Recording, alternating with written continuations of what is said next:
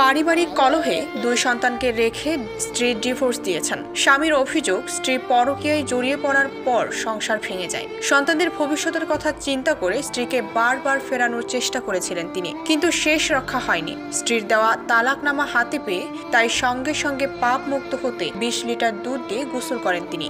এই ঘটনাটি ঘটেছে বরগুনার বামনা উপজেলার বুকাবুনিয়া ইউনিয়নের সনবুনিয়া গ্রামে। ওই যুবকের নাম মোহাম্মদ হেলাল ফকির। তিনি চুনবুনিয়া গ্রামের সিদ্দিক ফকিরের ছেলে। দুপুরে নিজ বাড়িতে স্বজন ও এলাকাবাসীকে সঙ্গে নিয়ে গোসল করেন তিনি। এ বিষয়ে হেলাল ফকির জানান, 12 বছর আগে লিপি নামের এক নারীর সঙ্গে তার বিয়ে হয়। তাদের এক ছেলে ও এক মেয়ে রয়েছে। গত কয়েক মাস ধরে তার স্ত্রী পরকীয়ায় আসক্ত হয়ে পড়েন। এতে তাদের মধ্যে পারিবারিক কলহ সৃষ্টি হয়। এতে এক পর্যায়ে লিপি তার বাবার বাড়িতে চলে যান।